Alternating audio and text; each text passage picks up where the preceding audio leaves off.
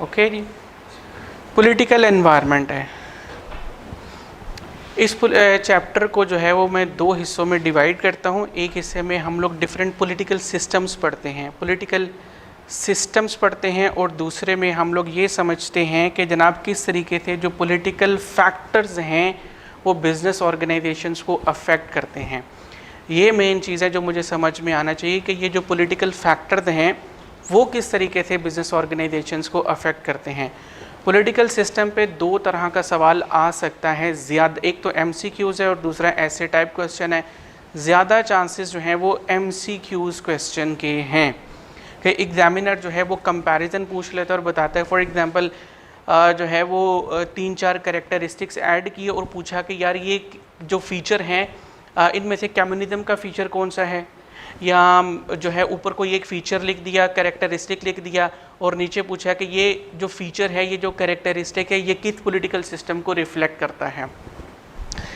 ऐसे type question में examiner straight forward हमसे नोट लिखवा लेता है, ब्रीफली कहता है कि ब्रीफली डिस्क्राइब करिए कि कम्युनिज्म क्या होता है, ब्रीफली डिस्क्राइब करिए कि जनाब कम्युनिज्म क्या होता है, सॉरी वो तो मैंने बता चुका, डेमोक्रेसी क्या होती है, डिक्टेटोरियल कैपिटलिज्म जो है वो क्या होती है। एग्जामिनर स्ट्रेट फॉरवर्ड हमसे ये सवाल पूछ लेता है। तीसरा स्टाइल क्या हो सकता है कि कंपैरिजन पूछ लेता है कि डेमोक्रेसी को और कम्युनिज्म को आपस में कंपेयर करिए, डेमोक्रेसी को या जो है वो सोशलिज्म को आपस में कंपेयर करिए। तो मैंने तो जनाब पढ़ा है सिंगल पर्सपेक्टिव से कि जनाब कम्युनिज्म के ये फीचर्स हैं, सोशलिज्म के ये फीचर्स हैं, डेमोक्रेसी के ये फीचर्स हैं, और उसके बाद कैपिटलिज्म के ये फीचर्स हैं, डिक्टेटोरियल कैपिटलिज्म के ये फीचर्स हैं। मुझे तो ऐसे आता है, मुझे तो कंपैरिजन करना ही नहीं आता। तो इन तीनों सवालों को मद्देनजर रखते हुए मैंने अपने नोट्स जो हैं वो डेवलप किए हैं। अगर आप उस सीट पे आ जाएँ तो आपके लिए ज़्यादा बेहतर हो जाएगा, आपको वहाँ से नज़र आ जाएगा।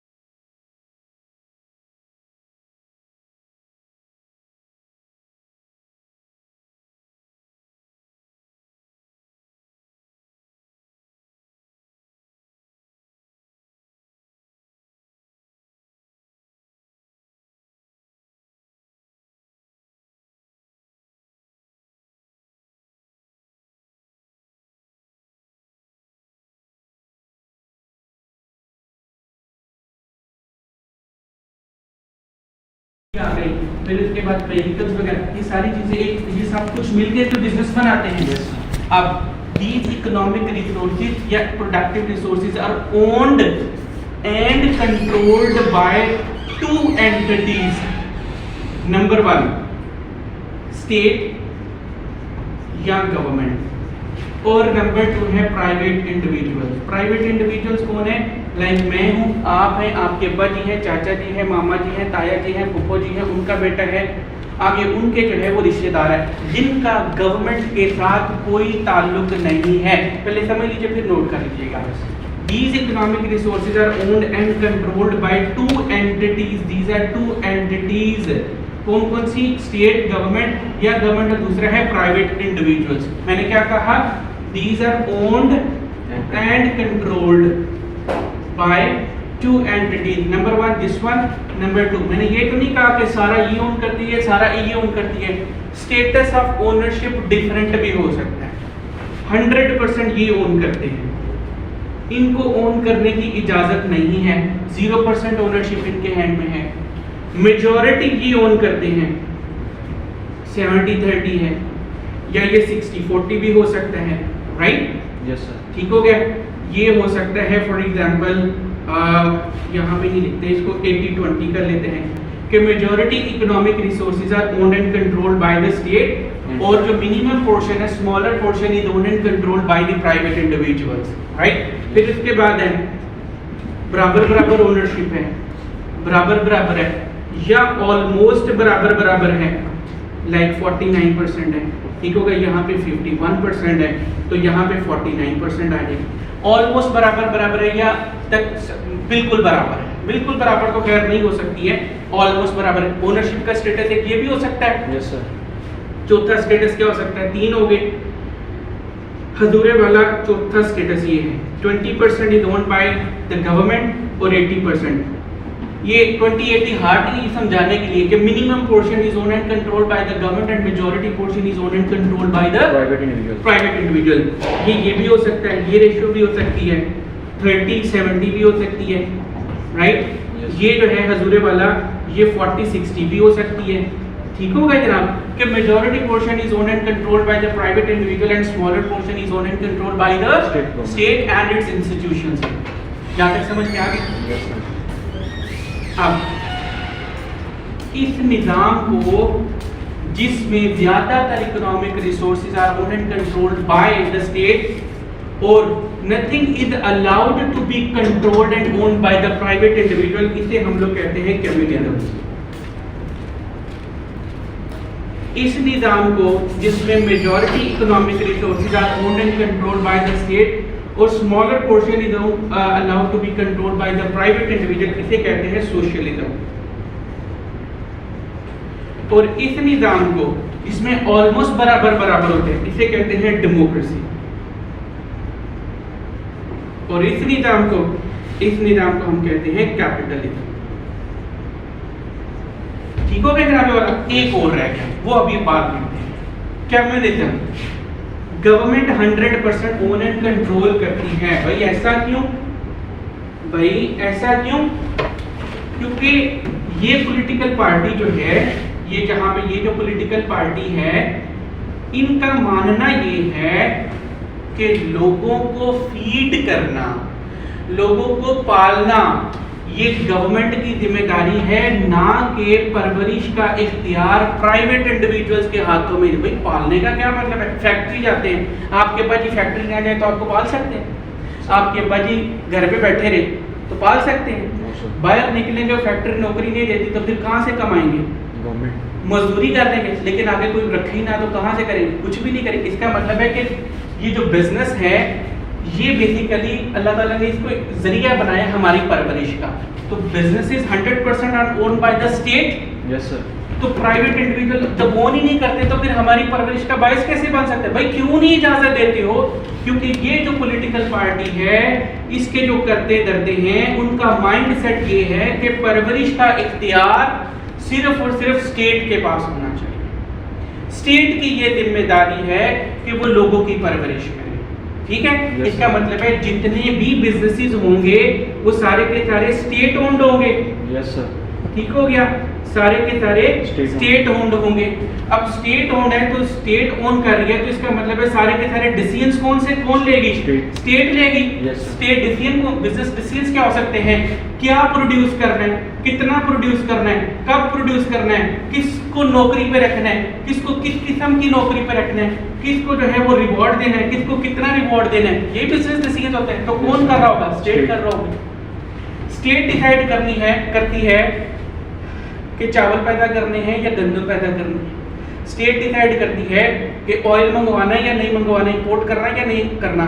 स्टेट डिसाइड करती है कि रशिया से खरीदना है या अमेरिका से खरीदना है। स्टेट डिसाइड करती है कि रशिया से कितना ऑयल खरीदना है या अमेरिका से कितना ऑयल खरीदना है। ये सारे के सारे जो है वो स्टेट डिसाइड कर रही होती है। आगे आप सर इसके एग्जांपल नेशनलिज्म जैसे होती है, कह सकते हैं हम किसी हद तक, लेकिन वो that is something different, yes थोड़ा सा फर्क उसमें। अब बात करते हैं आगे रिक्रूटमेंट की।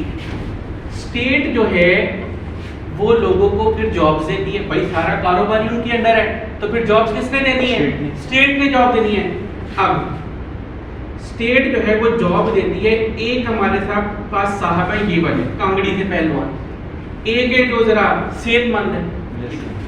अब स्टेट इसको नौकरी देती है, इसको इसकी ताकत के मुताबिक इससे काम लिया जाता है।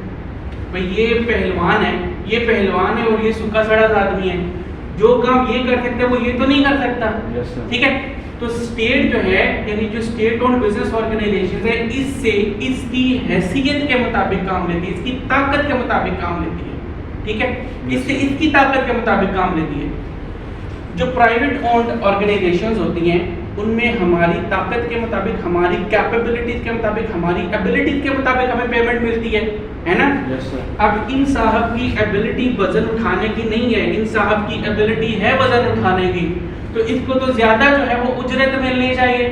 yes, लेकिन स्टेट उजरत का ये मयार नहीं रखती है। स्टेट कहते हैं कि आपको आपकी जरूरत के मुताबिक जो है वो सामान दिया जाएगा, नॉट पैसे, क्योंकि सारा कुछ तो हम लोग कंट्रोल कर रहे हैं, ठीक है। या चलो पैसे भी दे दिए जाएंगे, तो आपकी जरूरत के मुताबिक जो है वो आपको सामान दिया जाएगा, ठीक है। अब ये साहब है, इनके आगे जो है वो 4 बच्चे हैं, एक अदद बेगम है, एक अदद बूढ़ी अम्मा है, एक अदद भाई है, एक अदद अब्बा जी है। तो कितने मेंबर? 4 और 4 8 और एक ये 9, ठीक है 9। अब ये जो है ये बेचारा छड़ा छांड है, एक अब्बा जी और एक अम्मा जी, तो ये कितने हैं? 3 अफराद टोटल। तो इनसे काम जो है इनकी ताकत, हैसियत, एबिलिटीज, कैपेबिलिटीज के मुताबिक लिया जाएगा, लेकिन इनको रिवॉर्ड इनकी जरूरत के मुताबिक मिलेगा। इससे काम इसकी ताकत के मुताबिक लिया जाएगा, लेकिन इसको रिवॉर्ड इसकी जरूरत के मुताबिक मिलेगा। ये है तमाम तर फीचर्स ऑफ कैपिटलिज्म। कोई मुश्किल? कितना आसान है। हाँ, ये तो पेपर से लिखोगे तो पता लगेगा। सोशलिज्म में जो गवर्नमेंट है वो मेजॉरिटी इकोनॉमिक रिसोर्सेज ब्रैकेट में बिजनेसेस ओन करती है। किसी हद तक कारोबार करने की इजाजत प्राइवेट इंडिविजुअल्स को भी दी जाती है। गवर्नमेंट डिसाइड करती है कि कौन कौन से कारोबार करने की इजाजत जो है हमने प्राइवेट इंडिविजुअल्स को देनी है, राइट। प्लस गवर्नमेंट इस निजाम में क्या करती है, जितने भी गवर्नमेंट अफेयर्स होते हैं उनको भी चलाती है। जहां ये कारोबार कर रही होती है वहां पे गवर्नमेंट अफेयर्स भी चलाती है। गवर्नमेंट अफेयर्स में क्या होता है जनाब? फॉरेन कंट्रीज के साथ रिलेशनशिप, ठीक हो गया, लॉ एंड मेंटेनेंस को जो है वो बरकरार रखना, डिफेंस सिस्टम से मुतालिक जो है वो सारे निज़ाम को कंट्रोल करना, ये गवर्नमेंट। ठीक हो गया जनाब? हमजा भाई बिलो सर बात समझ आ रही है? ओके। डेमोक्रेसी में गवर्नमेंट जो है वो भी कारोबार करती है, प्राइवेट इंडिविजुअल्स को भी कारोबार करने की इजाज़त दी जाती है। गवर्नमेंट डिसाइड करती है कि कौन कौन सा कारोबार करने की गवर्नमेंट प्राइवेट इंडिविजुअल्स को इजाज़त होगी। नॉर्मली क्या होता है कि जो गवर्नमेंट है वो यूटिलिटी से मुतल्लिक जितना भी काम है सारा खुद करती है। मिसाल के तौर पे पानी की सप्लाई है, बिजली की फराहमी है, गैस की फराहमी है, ये सारा वो निज़ाम खुद कंट्रोल करता है। प्राइवेट इंडिविजुअल्स को ये चीज़ें कंट्रोल करने की, ओन करने की इजाज़त नहीं देती है। बाकी गवर्नमेंट अफेयर्स भी चलाती है। ठीक होगा जनाब? कैपिटलिज्म पे आते हैं। कैपिटलिज्म पे जो smaller portion is owned and controlled by the state और मेजर पोर्शन ज्यादा portion is owned and controlled by the private individual. अब ये कौन कौन से कारोबार करेंगी? यूटिलिटीज प्लस गवर्नमेंट अफेयर्स, ठीक हो गया? Yes sir. ये करेंगे। अच्छा, इसका एक फीचर लिखा हुआ है हमारी किताब में कि जनाब ये जो कैपिटलिज्म है ये मोहताज होता है, ये गुलाम बन जाता है। मतलब इसमें जो गवर्नमेंट अफेयर्स चलाती है, गवर्नमेंट अफेयर्स में जो लॉज एंड रेगुलेशंस बनाए जाते हैं वो इलीट क्लास को फेवर करते हैं, इलीट क्लास को फेवर करते हैं। भाई क्यों? गवर्नमेंट को अपने काम करने के लिए पैसा चाहिए। Yes sir. गवर्नमेंट क्या मतलब है? 4-5 लोग फॉर एग्जांपल 20 लोग, चलो 300 लोग कर लो, जो कि एक पॉलिटिकल पार्टी का हिस्सा होते हैं। क्या ये 300 लोग 22 करोड़ की आबादी को का निजाम कंट्रोल कर सकते हैं? नहीं कर सकते। इनको अपने अंडर जो है वो प्रॉपर टीम रखना पड़ती है। वो टीम मुफ्त में काम करेगी? नहीं, उनको पैसे देने होंगे तभी तो वो काम करेंगे। क्योंकि पैसे कहाँ से आते हैं? गवर्नमेंट की रेवेन्यू से आते हैं। Yes sir. और गवर्नमेंट की रेवेन्यू का मेजर सोर्स क्या होता है? टैक्स। टैक्स कहाँ से आता है? बिजनेस कम्युनिटी से। बिजनेस कम्युनिटी से टैक्स आता है। Yes sir. अब तो यहाँ पे इसका जो रेवेन्यू का सोर्स होगा ताकि गवर्नमेंट अपनी निजाम चला सके, वो कहाँ से आएगा? प्राइवेट इंडिविजुअल से। बंदे कहते हैं सर टैक्स देंगे लेकिन हमारी बात मानो, हमें हर जगह पे फेवर चाहिए। तो ये निजाम जो है प्राइवेट इंडिविजुअल्स की लोंडी बन जाता है, ज्यादातर इलीट क्लास को फेवर करता है। Yes sir. ठीक हो गया? इस कैपिटलिज्म की एक बिगड़ी हुई शक्ल है, इस कैपिटलिज्म की एक बिगड़ी हुई शक्ल है, that is called authoritarian capitalism.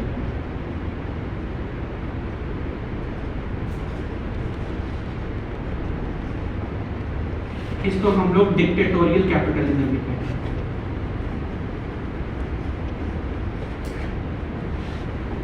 Dictatorial capitalism, इसमें क्या होता है कि जो हमारी गवर्नमेंट होती है वो मेजॉरिटी पोर्शन जो है वो ओन करती है, majority portion of economic resources जो है वो ओन करती है। ओनरशिप का मकसद जो है वो प्रॉफिट मेकिंग होता है। सर फिर इसमें और इन दोनों में क्या फर्क रह जाता है ना? इन दोनों में यहाँ पे मेजॉरिटी पोर्शन है, यहाँ पे गवर्नमेंट की ओनरशिप का मकसद जो था वो पब्लिक वेलफेयर था, लोगों का पेट हम पालेंगे। यहाँ पे ओनरशिप का मकसद प्रॉफिट कमाना है। ठीक है, अपनी मैनेजमेंट को रन करनी है। जी, गवर्नमेंट ज्यादातर इकोनॉमिक रिसोर्सेज ओन करती है और ओनरशिप का मकसद प्रॉफिट कमाना होता है। प्रॉफिट कमाने के लिए हर अच्छा बुरा, एथिकल अनएथिकल वो काम करने के लिए तैयार है। मिसाल के तौर पे बच्चों से काम लिया जाता है, चाइल्ड लेबर, खवातीन से जो है वो ज़बरदस्ती काम लिया जाता है और उनको टाइम पे पेमेंट भी नहीं की जाती है। टाइम पे पेमेंट जो है वो टाइमली पेमेंट भी उनको नहीं की जाती। This can be the unethical means जो कि ये जो स्टेट ओन्ड ऑर्गेनाइजेशन है यूज़ करती हैं ताकि मैक्सिमम प्रॉफिट जो है वो कमाना चाह सकें। यस गॉट इट बेटा? ये सारे हमारे पॉलिटिकल आइडियोलॉजीज हैं। कोई बात की समझ में नहीं आती, कोई बात समझ नहीं आती है तो आप मेरे से पूछ लीजिए बेटा। पढ़िए सर, डेमोक्रेसी और कैपिटलिज्म में फिर डिफरेंस क्या है? उधर भी वो डेमोक्रेसी और कैपिटलिज्म में यहाँ पे ऑलमोस्ट बराबर जो है वो ओन करती हैं। यहाँ पे अच्छा, यहाँ पे जो है ये मुहताज नहीं होती है रिसोर्सेज के लिए, रेवेन्यू के लिए, क्योंकि इसके अपने इदारे भी चल रहे होते हैं जो कि प्रॉफिट कमा रहे होते हैं। लेकिन यहाँ पे इसको ज़्यादातर डिपेंडेंट होना पड़ता है प्राइवेट इंडिविजुअल्स पे।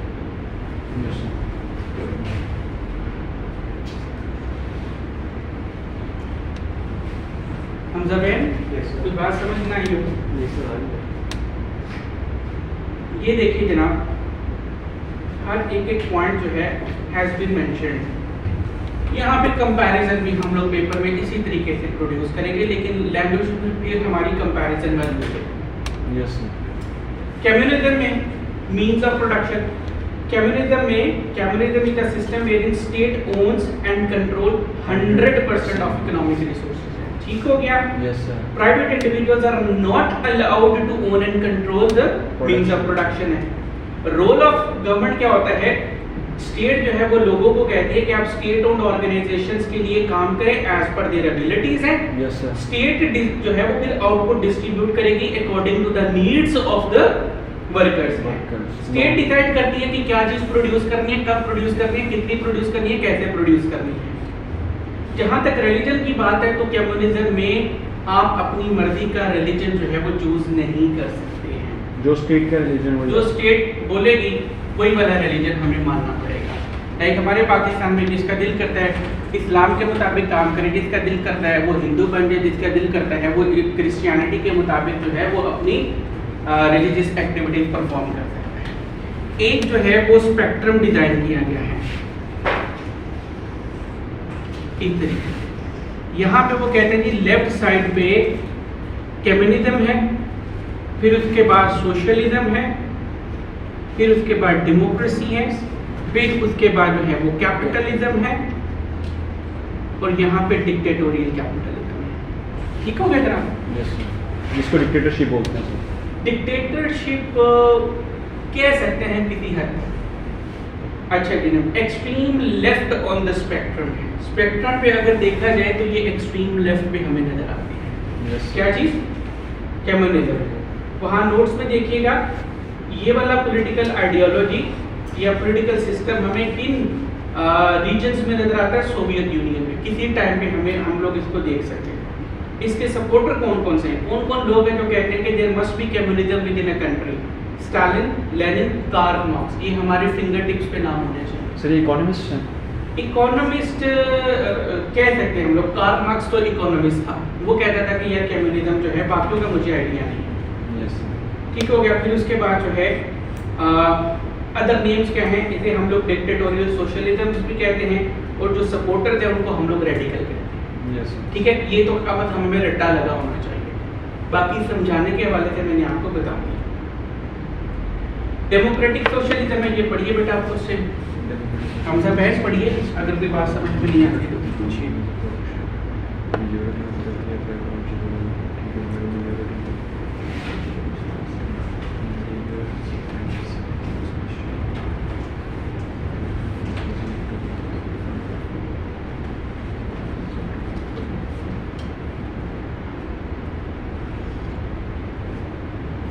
Sir everyone is assumed to be equal in front of law. Sir ये तो सारे सिस्टम्स में नहीं होगा, सिर्फ कैपिटलिज्म के अलावा।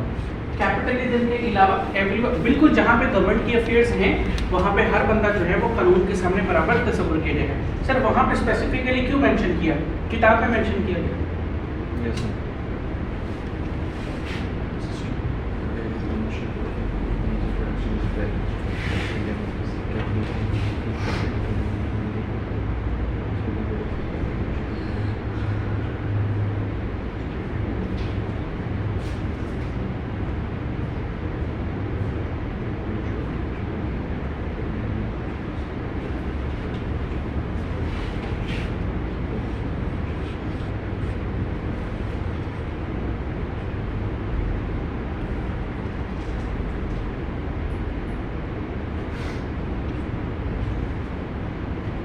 Sir, state plays a role of guardian of all stakeholders.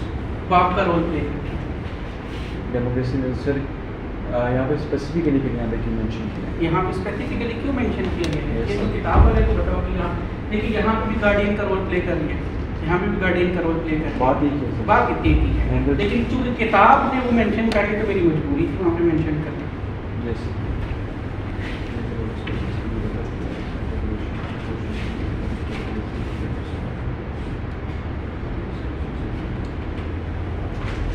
Sir वो एलीट है ना, वो एलीट क्लास है ना, वो स्लाइड क्लास है। कैपिटलिज्म में सर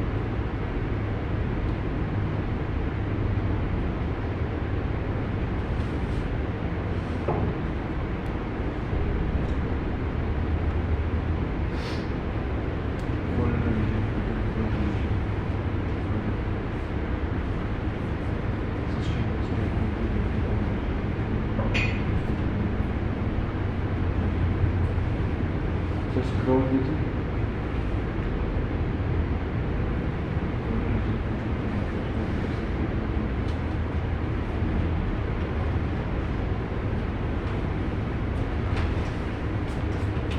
सर इसमें रिलीजन फ्रीडम नहीं है लास्ट वाले में? मेंशन नहीं है आपकी किताब। जो चीज़ मेंशन नहीं है हम लोग बात ही नहीं कर सकते। वैसे सर आप कुछ जनरल बात नहीं, आज़ादी है, इधर भी डेमोक्रेसी वाले आपको आज़ादी है।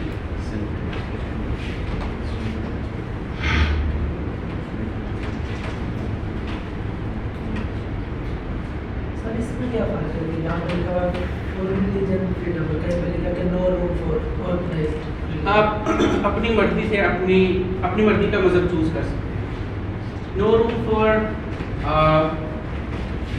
रिलीजियस चॉइस का मतलब ये है कि आपको आज़ादी नहीं है, आपको आज़ादी नहीं है। मिसाल के तौर पे आप पाकिस्तान में मस्जिद बना सकते हैं, यस सर, मस्जिद के बाहर आप मस्जिद लिख सकते हैं, यस सर, आप अजान दे सकते हैं, यस सर, खुलेआम नमाज पढ़ सकते हैं, यस सर, जुमा भी अदा कर सकते हैं, ईद है ईद की नमाज भी अदा कर सकते हैं।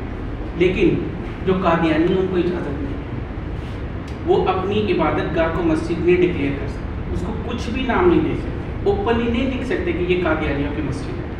वो ये नहीं कह सकते कि आओ नमाज पढ़ें, they are not allowed to preach their religious beliefs. ये है कि there is no room for religious affairs. Sir ये तो फिर फ्रीडम को ख़त्म करने वाली बात हुई ना? बात फ्रीडम को ख़त्म करने वाली नहीं है, बात ये है अगर आप इस पर्सपेक्टिव से बात कर रहे हैं तो ये फ्रीडम को ख़त्म करने वाली बात नहीं है। पाकिस्तान जो है वो इस्लाम के नाम पे हासिल किया गया। हमारी जो रिलीजियस बिलीफ्स वैल्यूज़ के साथ डायरेक्टली टकराएगा ना, यस सर, उसको काम करने की इजाज़त नहीं दी जाएगी। सर हमारी आइडियोलॉजीज के अगेंस्ट आ जाए। हमारी आइडियोलॉजीज़ के अगेंस्ट जो डायरेक्ट आएगा ना, यस आपके वालिद पे खुदा न खास्ता कोई गिरबान पकड़ ले, उसको घर में घुसने दो, तुम्हारा तो दिल करेगा शहर से निकाल दो। यस लेकिन अगर एक बंदा तुम्हारे वालिद को अच्छा नहीं समझता लेकिन वो कहता भी कुछ नहीं है तो तुम उसको निकालोगे तो नहीं? तो ठीक है, उसके अपने नज़रियात हैं, लेकिन अगर एक बंदा तुम्हारे वालिद का गिरबान आके पकड़े तो तुम्हारा दिल करेगा मैं तो इसको ज़मीन के नीचे गाड़ दूँ, बल्कि इसको ज़मीन में भी क्या। Same is the case. ठीक है, यस यहाँ पे रिकॉर्डिंग चल रही है तो मैं कुछ और नहीं करता। गॉट इट बेटा? यस सर, आगे चलते हैं हजूर।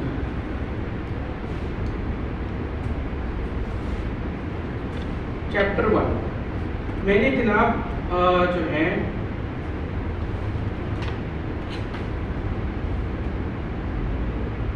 एक तो चलिए पॉलिटिकल एनवायरनमेंट में one of the factor was political system. ठीक है, मकसद क्या है हमारा? आपकी किताब में ये हेडिंग नंबर 1 आपने फोकस नोट्स पे ही करना है। ठीक है, नोट्स में जो लिखा है वो सही है, नोट्स के बाहर जो लिखा है अगर तो वो किताब से मैच नहीं करता तो वो गलत है। ठीक है, फोकस आपने नोट्स पे करना है, कोशिश भी नहीं करनी कि आपने किताब की तरफ ही डाल जाना, मर्जी आपकी अपनी। बिजनेस एनवायरनमेंट, बिजनेस एनवायरनमेंट से क्या मुराद है? आपके चैप्टर का नाम क्या है? Political environment and business. Business environment से क्या मुराद है? There are number of different factors that affect the operations of an organization. There are number of different factors that affect an organization. उन तमाम फैक्टर्स को कलेक्टिवली हम लोग business environment कहते हैं। Number of different factors that affect organisations with in a country, उन तमाम factors को हम लोग क्लब कर लेते हैं और उस ग्रुप को हम लोग बिजनेस एनवायरनमेंट कहते हैं। अब सवाल पैदा होता है कि जनाब वो फैक्टर्स कौन कौन से हैं? नंबर 1 पॉलिटिकल फैक्टर्स हैं, नंबर 2 सोशियो इकोनॉमिक डायनेमिक्स हैं या फैक्टर्स हैं, नंबर 3 लीगल फैक्टर्स हैं, नंबर 4 टेक्नोलॉजिकल फैक्टर्स हैं, ecological, customer suppliers, intensity of competition with in industry. कुछ याद आ रहे हैं? यस सर, हाँ, कुछ चोट लगी थी वो याद आ रहा है। Threat from substitute and new business है, ये वो तमाम फैक्टर हैं जो कि हमारी बिजनेस ऑर्गेनाइजेशंस को अफेक्ट करता है, ईदर पॉजिटिवली और नेगेटिवली। ईदर पॉजिटिवली कैसे? अब सवाल ये पैदा होता है, यहाँ पे सवाल पैदा होता है जनाब कौन कौन से फैक्टर्स हैं? मैंने कहा हजूर ये वाले फैक्टर्स हैं, पॉलिटिकल फैक्टर्स हैं, सोशियो इकोनॉमिक फैक्टर्स हैं, टेक्नोलॉजिकल फैक्टर्स हैं, लेजिस्लेटिव फैक्टर्स हैं और कस्टमर सप्लायर्स हैं, फिर उसके बाद कंपटीशन है, न्यू एंट्रेंट्स हैं, सब्स्टिट्यूट हैं, एग्जिट बैरियर्स हैं। दीज आर द फैक्टर्स जो कि बिजनेस ऑर्गेनाइजेशंस को इधर पॉजिटिवली या नेगेटिवली अफेक्ट करते हैं। इन तमाम फैक्टर्स को कलेक्टिवली हम लोग बिजनेस एनवायरनमेंट कहते हैं। सवाल पैदा होता है कि सर ये फैक्टर्स कैसे अफेक्ट करते हैं, ऐसे यही सवाल आता है। Yes sir. इस चैप्टर में पॉलिटिकल फैक्टर्स को डिस्कस किया गया। चैप्टर नंबर 3 में आपके सोशल और लीगल मैटर्स को डिस्कस किया गया। चैप्टर नंबर 2 में इकोनॉमिक फैक्टर्स को डिस्कस किया गया है कि वो कौन कौन से इकोनॉमिक फैक्टर्स हैं जो कि बिजनेस ऑर्गेनाइजेशंस को अफेक्ट करते हैं, प्लस ये डिस्कस किया गया कि वो कैसे बिजनेस ऑर्गेनाइजेशंस को अफेक्ट करते हैं। चैप्टर नंबर 4 और 5 में टेक्नोलॉजिकल फैक्टर्स पे बात की गई है कि वो कौन कौन से फैक्टर्स हैं और कैसे बिजनेस ऑर्गेनाइजेशंस को अफेक्ट करते हैं। इकोलॉजिकल कंसर्न्स में आपकी किताब साइलेंट है। चैप्टर नंबर 7 में इन तमाम टॉपिक्स पे जो है फैक्टर्स पे बात की गई है कि कस्टमर अफेक्ट करता है, सप्लायर अफेक्ट करता है, कंपटीशन अफेक्ट करता है, सब्स्टिट्यूट और न्यू बिजनेसेस जो है वो अफेक्ट करते हैं। कैसे करते हैं ये भी उसी चैप्टर में एक्सप्लेन किया गया है। एक और फैक्टर है resources and competencies of an organization, वो बिजनेस ऑर्गेनाइजेशंस को अफेक्ट करते हैं। कैसे करते हैं चैप्टर नंबर 8 में जिक्र किया गया है। एक पिक्चर बन गई हमारी। अब बात करते हैं कि पॉलिटिकल फैक्टर्स अफेक्ट करते हैं तो कैसे अफेक्ट करते हैं। सबसे पहले पॉलिटिकल एनवायरनमेंट। पॉलिटिकल एनवायरनमेंट से मुराद वो तमाम पॉलिटिकल फैक्टर्स हैं, पॉलिटिकल एनवायरनमेंट से मुराद वो तमाम पॉलिटिकल फैक्टर्स हैं जो कि बिजनेस ऑर्गेनाइजेशंस को ईदर पॉजिटिवली या नेगेटिवली अफेक्ट करते हैं। सवाल पैदा होता है कि हजूर को कौन कौन से पॉलिटिकल फैक्टर्स हैं, तो इसका जवाब ये है कि जनाबे वाला number 1 political system of a country, political ideologies prevailing with in a country, जो रूल कर रही है, जो रूलिंग में है, वो पॉलिटिकल आइडियोलॉजी अफेक्ट करती है। Number 2 stability of political system affect करती है। गवर्नमेंट की policies with respect to a business, government की policies with respect to the public, ये अफेक्ट करती है किसको? बिजनेसेस को, ऑर्गेनाइजेशंस को, और bureaucratic structure of the government जो है ये affect. There are other factors as well जो कि मैंने यहाँ पे मेंशन नहीं की क्योंकि किताब भी आपकी साइलेंट है, इवन आपकी ब्यूरोक्रेटिक स्ट्रक्चर पे साइलेंट है और ये स्टेबिलिटी ऑफ पॉलिटिकल सिस्टम पे साइलेंट है। ठीक है। अब बात करते हैं कि पॉलिटिकल आइडियोलॉजी, पॉलिटिकल आइडियोलॉजी कौन कौन सी होती है ये जिक्र कर लिया हम लोगों ने। अब ये समझते हैं कि ये अफेक्ट करती हैं। कैसे अफेक्ट करती हैं? पॉलिटिकल सिस्टम चेंज होता रहता है, गवर्नमेंट चेंज होती हैं, हर गवर्नमेंट का अपना अपना माइंडसेट होता है, पहले जिक्र कर चुके हैं। मान लीजिए कि अभी जो है ये वाली उसे क्या कहते हैं, डेमोक्रेटिक गवर्नमेंट है, अभी ये वाली गवर्नमेंट है, चेंज होकर के ये वाली गवर्नमेंट आ जाती है, तो ये गवर्नमेंट क्या करेगी? ये सारे बिजनेसेस को खत्म कर देगी, सबको नेशनलाइज कर लिया जाएगा। तो अगर आपका बिजनेस है तो वो सफर होगा कि नहीं होगा? होगा सर, होगा। अगर करंटली ये वाला सिस्टम प्रिवेल कर रहा है और अभी जो है वो ये वाला सिस्टम आ जाता है तो पॉजिटिवली, तो आप जो है वो इन्वेस्टमेंट करने के काबिल हो सकेंगे कि नहीं होंगे? या फॉर एग्जांपल आपका इस कंट्री में इन्वेस्टमेंट नहीं थी, आप यूएसए में बैठे हुए थे तो और आप बिजनेस करना चाहते थे कहाँ पे? फॉर एग्जांपल कंट्री XYZ में, जहाँ पे कम्युनिज्म था, इजाजत नहीं थी, जैसे ही डेमोक्रेसी आती है आप बिजनेस कर सकते हैं। यस सर, ऐसी है हम सब भाई, ठीक है। तो आपका बिजनेस अफेक्ट हुआ कि नहीं हुआ? Yes sir. यही पॉलिटिकल आइडियोलॉजी में कि पॉलिटिकल आइडियोलॉजी हमारी बिजनेस डिसीजंस को, हमारे बिजनेस ऑपरेशंस को, हमारे कैश फ्लो को, हमारी प्रॉफिटेबिलिटी को अफेक्ट करती है, ईदर पॉजिटिवली और नेगेटिवली। डन भैया? Yes sir. दूसरा फैक्टर क्या है? Stability of political system.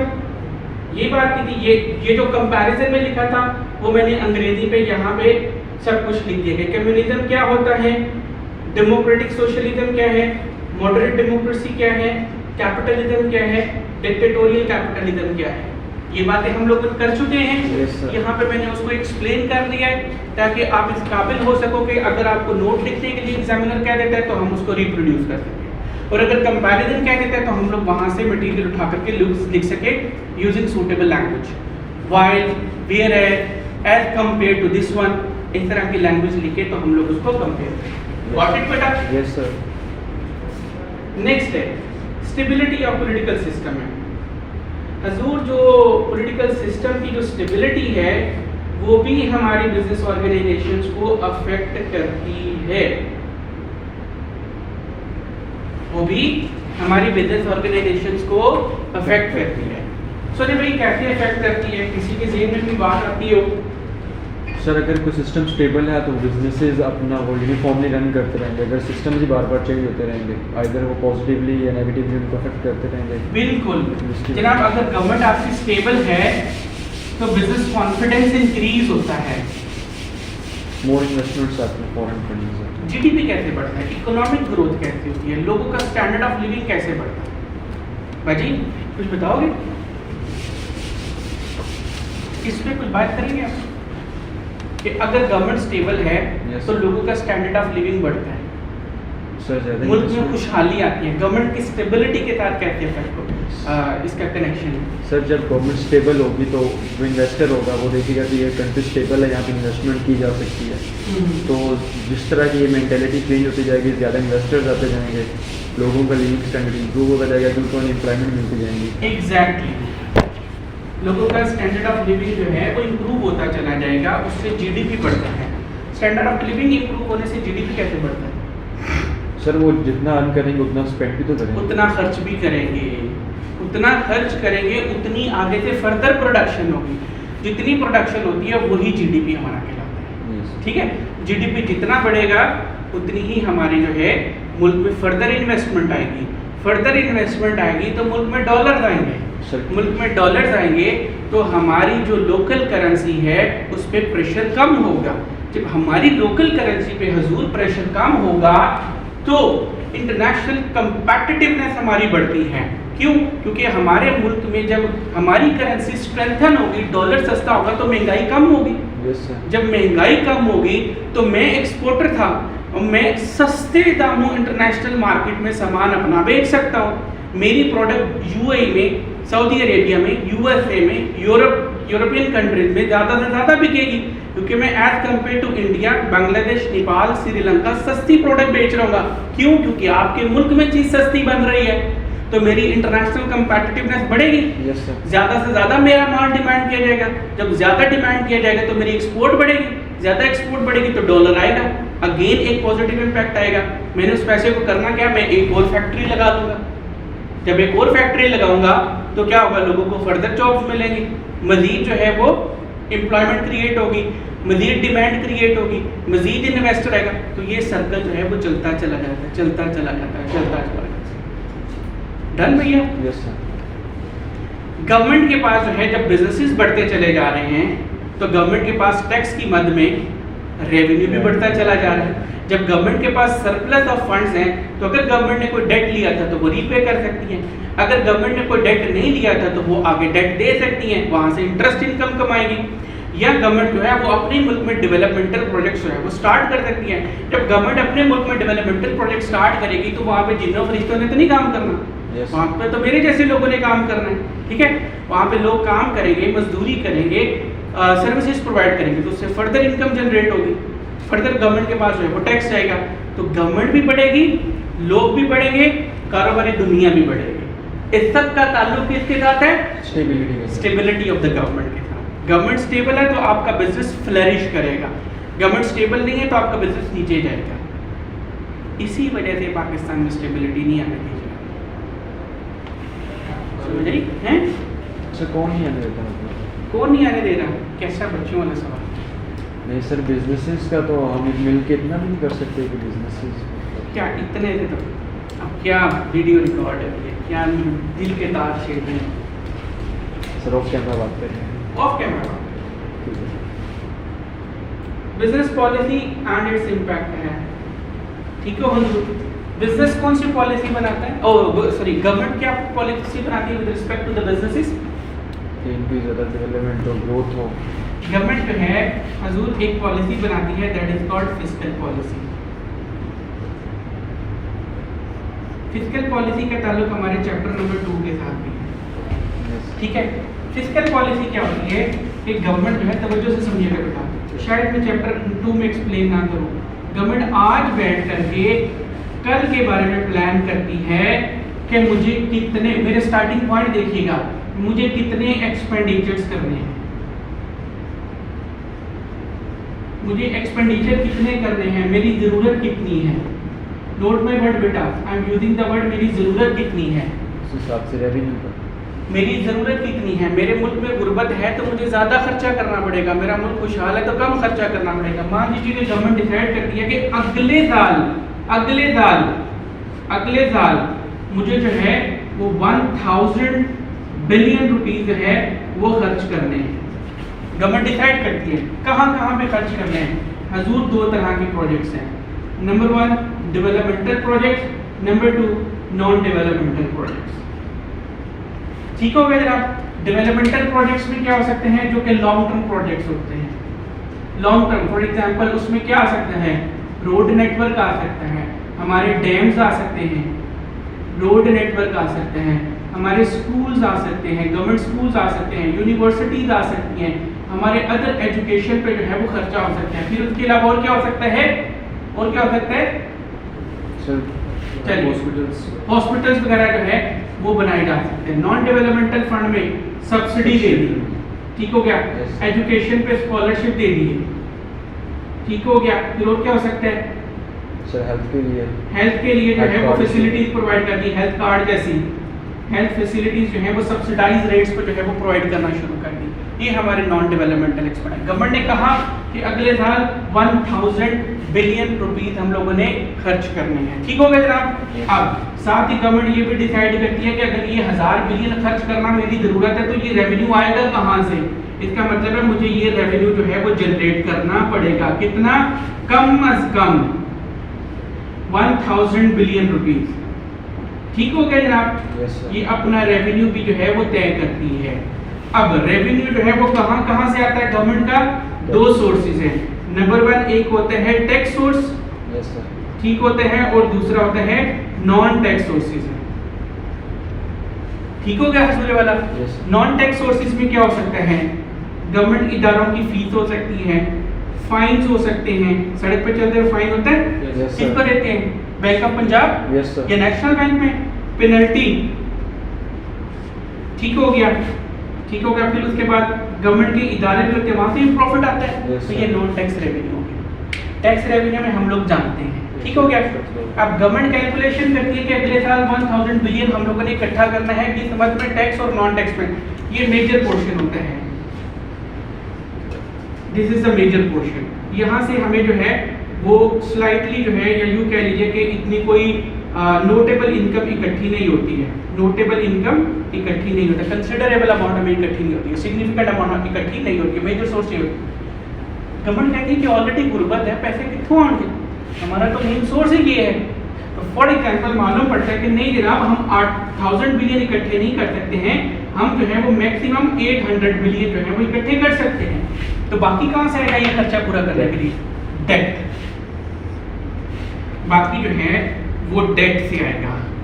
Date कहाँ से लेना है, ये डिसाइड किया जाता है इंटरनेशनल एजेंसीज, ठीक हो गया। मिसाल के तौर पे IMF है, वर्ल्ड बैंक है, ठीक हो गया। इंटरनेशनल गवर्नमेंट से ये डिसाइड किया जाता है, जिसमें फॉर एग्जांपल UAE की गवर्नमेंट से कितना लोन लेना है, सऊदी अरेबिया की गवर्नमेंट के पैर कितने पड़ने हैं, चाइनीज गवर्नमेंट के तरले मिन्नत कितने करने हैं। फिर उसके बाद लोकल इंस्टीट्यूशंस में स्टेट बैंक ऑफ पाकिस्तान से, कमर्शियल बैंक से हमें कितने फंडिंग करनी है, पब्लिक से कितना पैसा जो है वो लेना है। पब्लिक से पैसा लेती है government in the form of bonds, ये सब कुछ डिसाइड किया जाता है। ये पॉलिसी को हम लोग फिस्कल पॉलिसी गवर्नमेंट खर्चे करती क्यों है, अवाम के लिए। गवर्नमेंट जो है उसका एक इकोनॉमिक ऑब्जेक्टिव होता है, आगे चल कर डिटेल में पढ़ेंगे। एक इकोनॉमिक ऑब्जेक्टिव होता है इकोनॉमिक प्रॉस्पेरिटी,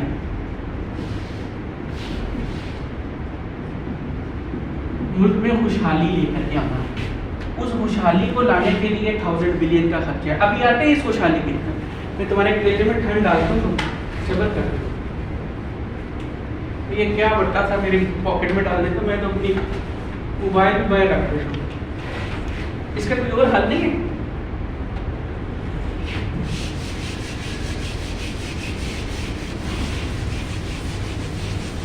यहाँ तक हमजा भाई समझ आ रहा है, देख लें, दिल को बात कर रही है।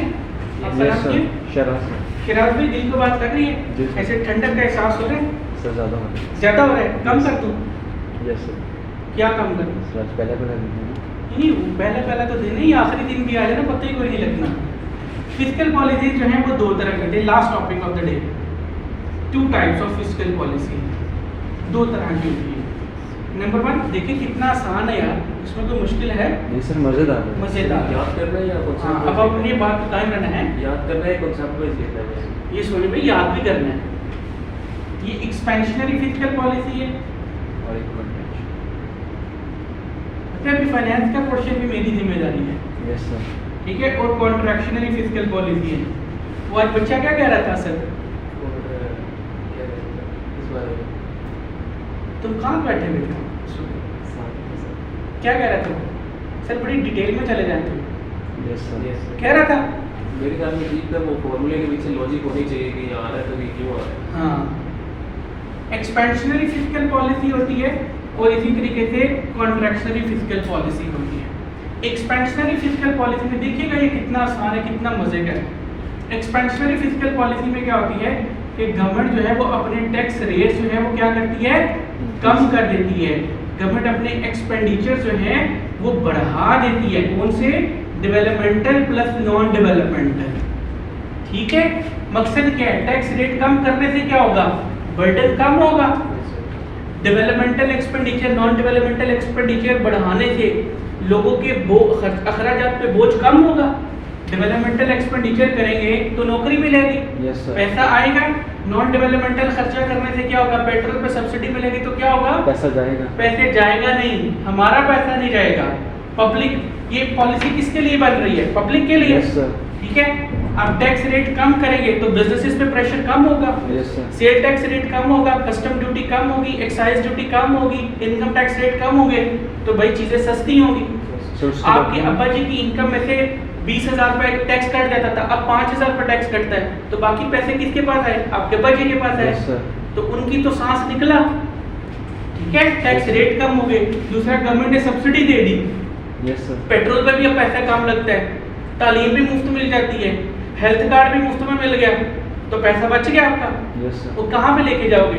इन्वेस्ट वो हम खर्च करेंगे, स्पेंड। खर्च करेंगे, तो वो खर्च करेंगे तो किसको देंगे? कंपनीज को, यस सर। ठीक है। कहाँ पे खर्च करोगे? कब्रिस्तान में जाके मिट्टी तो नहीं खरीदोगे, वहाँ पे जाके हम लोग चीजें खरीदेंगे। कोई टॉफी ले ली, लॉलीपॉप ले लिया, कपड़े ले ले, कपड़े ले तो पैसे बच जाते हैं, उस पर खवातीन की नजर होती है। हाँ, निशात का सूट लेना है तो खाड़ी का भी लेना है ना। वो मुंडिया की नजर होती है, बड़ी वो गड्डी की सीट चेंज करानी है ना। पेट शेंट कराने को नई गाड़ी लेनी है, तो भाई हमारे खर्चे बढ़ेंगे। तो खर्चे कहाँ पे बढ़ेंगे? हमारे खर्चे बढ़ने का मतलब ये है कि मार्केट में डिमांड इंक्रीज होगी। जब डिमांड इंक्रीज होगी तो प्रोडक्शन बढ़ेगी, यस सर। प्रोडक्शन बढ़ेगी तो एम्प्लॉयमेंट बढ़ेगी, एम्प्लॉयमेंट बढ़ेगी। Yes sir. क्योंकि प्रोडक्शन बढ़ानी है तो जिन्नों फरिश्तों ने तो नहीं आगे करनी है, ज़्यादा बंदे चाहिए। बंदे चाहिए होंगे, एम्प्लॉयमेंट इंक्रीज करेगी। Yes, जब एम्प्लॉयमेंट बढ़ेगी हुजूर तो क्या होगा? हमारा स्टैंडर्ड ऑफ लिविंग बढ़ेगा, यस सर। ठीक है। स्टैंडर्ड ऑफ लिविंग बढ़ेगा तो अगेन डिमांड क्रिएट होगी, अगेन प्रोडक्शन बढ़ेगी, अगेन एम्प्लॉयमेंट बढ़ेगी। तो सर्कल चला, किस वजह से चला? एक्सपेंशन। ठीक हो गया। हम क्या हासिल करना चाह रहे थे? इकोनॉमिक प्रॉस्पेरिटी, ठीक हो गया।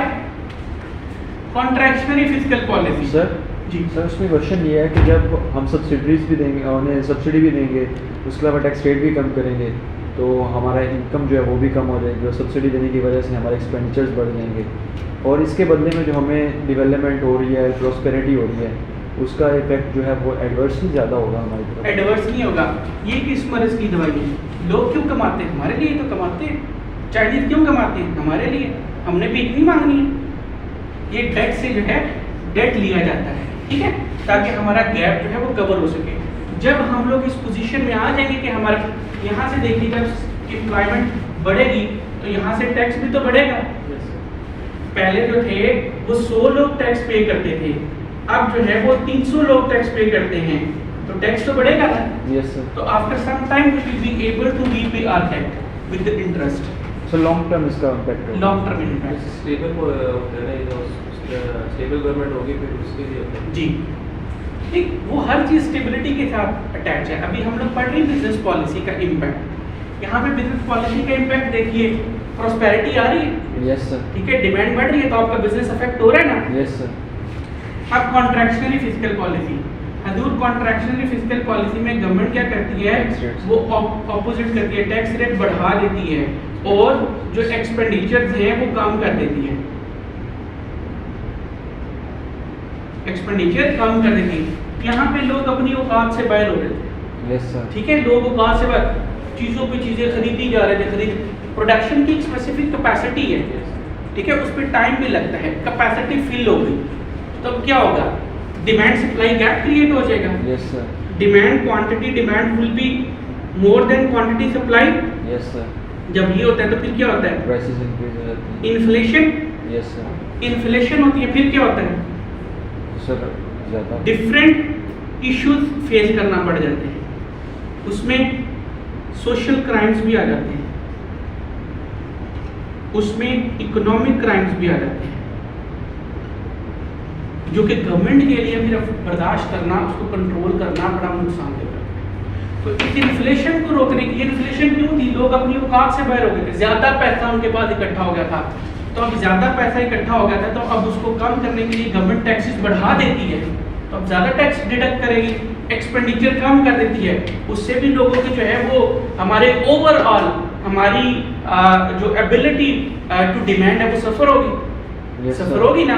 यहाँ से हमारी जो है वो परचेजिंग पावर अफेक्ट होगी, यहाँ से जो है वो एम्प्लॉयमेंट अफेक्ट होगी, तो नेट इफेक्ट क्या आएगा, टोटल परचेजिंग पावर अफेक्ट होगी, Yes, sir. उससे क्या होगा, डिमांड अफेक्ट होगी, यस सर, डिमांड अफेक्ट होने से क्या होगा, आपका बिजनेस सफर होगा कि नहीं होगा, होगा सर, होगा। ये किस वजह से सफर हो रहा था, कंटेंशुअल, कॉन्ट्रैक्शनरी फिजिकल पॉलिसी की वजह से। और ये क्यों इंप्लीमेंट करना पड़ी, जो हमारी इकोनॉमी जो थी वो ज़रूरत से ज़्यादा तेज रफ्तारी के साथ बढ़ रही थी, इसलिए हमारे दो ऑब्जेक्टिव होते हैं, economic growth, number 2 steady economic growth, अन्यवानी इकोनॉमिक ग्रोथ हासिल करना, स्टडी इकोनॉमिक।